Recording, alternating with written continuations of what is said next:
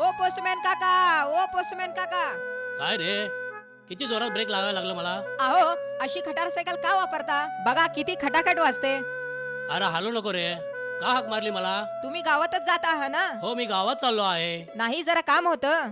बरं तुम्ही नक्की गावातच जात आहात ना? अरे काय दिसते, काय दिसतंय? माझ्याकडे नाही, तू माझ्या बोटाकडे बघतो. हा रस्ता कुठे चाललाय. माझ्या गावाकडे.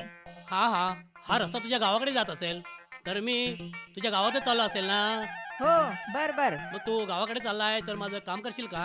अहो सांगा ना, नाही केलंस तर नाव दुसरा ठेवा.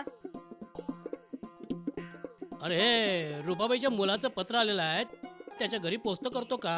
हो इतकंच आहे, देतोय की. चला मी पाठीमागं बसतो. नको नको, माझं कॅरी तुटलेलं आहे. नाहीतर दांडीवर बसतो. हे नको नको नको, याचा ब्रेक अजिबात नाही आहे, चालत नाही आहे. मग मी कुठं बसू? बसायचं कशाला, तू गावात चाललेला होता तर जाता जाता माझं तेवढं टपाल देऊन टाक. हो काका, मी जर आवाज दिला नसतं तर तुम्ही गावातच गेला असता ना. अरे तो माझा नाईलाज होता, तू नसतास तरी जाऊन मी दिला असता. अरे मला थोडं घाई आहे, मला जरा टपाल द्यायचं आहे. हो काका.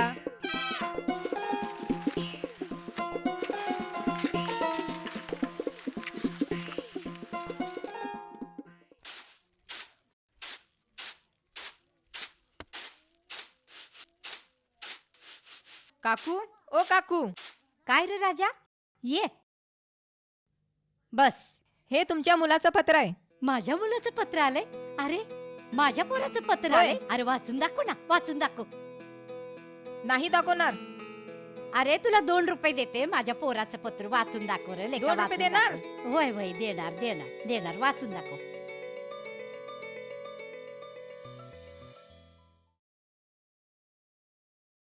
काय झालं रे.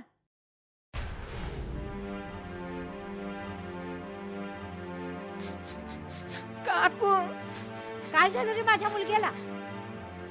वाचून दाखव ना मेल्या. अरे माझ्या पोराचं पत्र वाचून दाखव ना. काकू. मेल्या माझ्या पोराचं काय झालं रे. अरे वाचून दाखव ना, वाचून दाखव. माझ्या पोराचं काय झालंय सांग ना रे.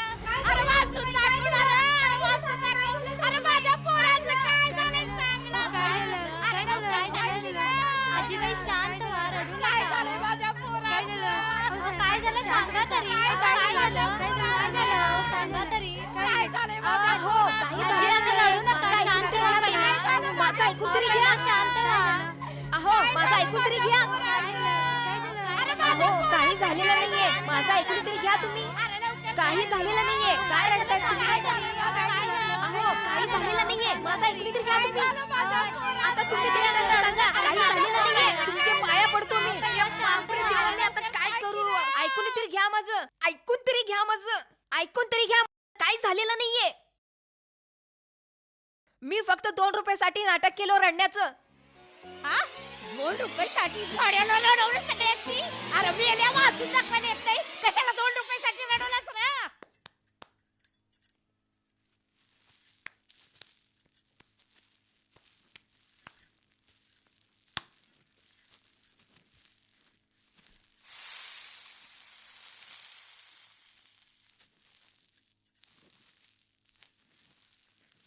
अरे प्रकाश, आज 4 दिवस झाले बघ, हाताला काम नाही माझ्या. मग घरात पैसा तरी कुठून येणार रे. आणि तुझ्या बाबाला सुद्धा काही काम मिळणं झालंय बघ. अरे घरातलं सगळं अनपाणी संपलंय बाळा. अरे मी म्हणते काय काय म्हणते ते कळते का तुला. ऐकतोस का तू. तू रोजच्या पेक्षा काय नवीन सांगतेस का. म्हणजे काय म्हणायचं तुला. मी काय रोज तुला असंच म्हणते वय. मी असं थोडं म्हणालो. मग असंच म्हणायचं होतं ना तुला. अरे तुम्हा दोघा बापलेकांनी पुरतं परेशान करून ठेवलंय मला. हा कवा धरणं गेल्यात कुठं. हा गावातनं कुणाकडून तर पैसे आणतो म्हणून अजून पत्ता नाही त्यांचा. अगं येतील ना, मग पैसे मिळाले नसतील. कोण देईल रे पैसे. हा कोण देईल पैसे. हा अरे बाहेर काय पैशाचं झाड लागलंय वय पैसे द्यायला. अरे तुझ्या बाबाच्या डोक्यावर आधीच एवढा कर्जाचा डोंगर झालाय, त्याच्यामधून आहे अंगावरचं हेच फेड नवीन ना. हा आणि कोण देणार रे पैसे. आणि त्याच्यामध्ये अजून तुझ्यासाठी नवीन कर्ज काढायचं म्हणतात. अगं काय तू इतकी काळजी का घेतेस तेच मला समजत नाही बघ. अरे तुझ्यासाठीच आमच्या दोघांचं बी स्वप्न आहे का तू लय लय शिकून लय मोठा माणूस बनावं बघ. अरे तुझ्या शिक्षणाला पैसा कमी नको पडायला म्हणून आम्ही जीव तोडून काम करतोय रे. पण मी 2-4 दिवस झालं काम बी तर भेटेना. अरे पण आज भेटणार आहे बरं का. त्या शेजारच्या काकूंबरोबर आज जाणार आहे मी कामाला. तुम्ही माझ्या शिक्षणाची इतकी काळजी करत जाऊ नका. काळजी करू नको म्हणतोस असं कसं होईल रे. हा तू आमची ही स्वप्न पूर्ण करणार म्हटल्यावर काळजी करणारच ना. आणि आमची स्वप्न पूर्ण करणं फक्त आमच्या हातात नाही बाळा, तुझ्या पण हातात आहे. करशील ना रे स्वप्न पूर्ण आमची? तुमचं स्वप्न पूर्ण करण्याचं हे माझं कर्तव्य आहे. त्यामुळे तुम्ही जास्त काळजी करत जाऊ नका. अरे काळजी कशी नको करू. आ यंदा तुझं 10वीचं वरीस आहे आणि 10वीचं वरीस लय महत्वाचं आहे म्हणतात. काळजी तर करणारच ना. आता मला जाऊ देतेस का? जा जा जा तू. उरक उरक उरक.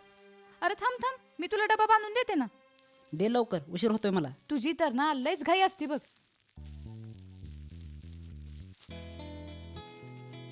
दुपारचं पोट भरून खात जा बरं. खातो देते. हा हे घे हे घे. येतो का? नीट जा बरं.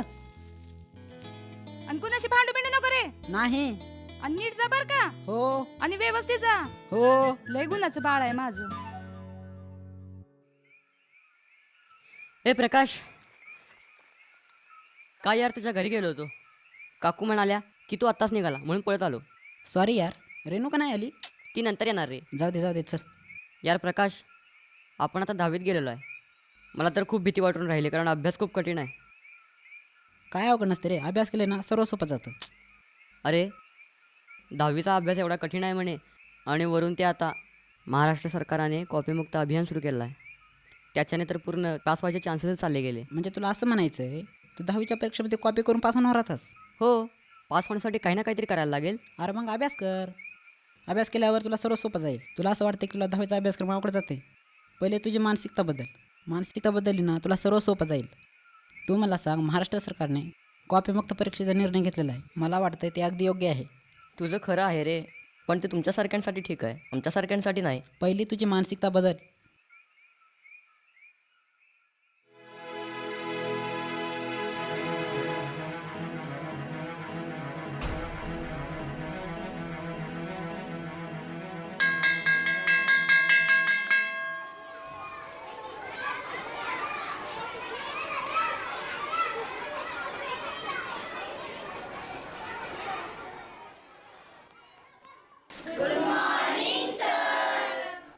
Sit down. मी पहिल्यांदा तुम्हा सर्व विद्यार्थ्याचं अभिनंदन करतो की तुम्ही आता 10वीत आलात. 10वीचं वर्ष म्हणजे अत्यंत महत्त्वाचं वर्ष आहे. प्रत्येकाच्या आयुष्यात आणि जीवनात ही पायरी ओलांडूनच जावं लागतं. त्यामुळं पुन्हा एकदा सांगतो, हे खूप महत्त्वाचं वर्ष आहे. आणखीन एक सांगायचं म्हणजे महाराष्ट्र शासनानं एक नवीन योजना घेतलेली आहे. ते म्हणजे या वर्षीपासून पूर्ण महाराष्ट्रामध्ये कॉपीमुक्त परीक्षा घेण्याचं. त्यामुळं तुम्हाला प्रत्येकाला अभ्यास करूनच पास व्हावं लागेल. आणि जर असं होणार नसेल तर मग थांबा, इकडे या. मी काय म्हणतो ते ऐकू येत नाही का? चला हात पुढे करा. का म्हणून मला विचारतोस? तुम्हाला माहित नाही का तुम्ही काय केलं ते? अहो सर, माहित नाही म्हणून तुम्हाला विचारतोय. उलट तू मला विचारतोस. काय नाव तुझं? सर विजय पाटील.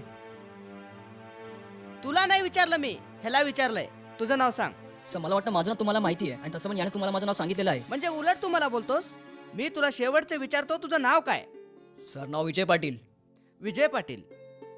तुला वर्गात येताना शिक्षकांना विचारून यावं लागतं हे समजत नाही का? घरची शाळा समजला? सर घरच्या जायचं नाही. काय असेल ते मला बोलायचं, पण घरच्या उदी जायचं नाही. ठीक आहे, मी खपून गेला नाही sir. Out. Get out. Get out from my class. Vijay चल.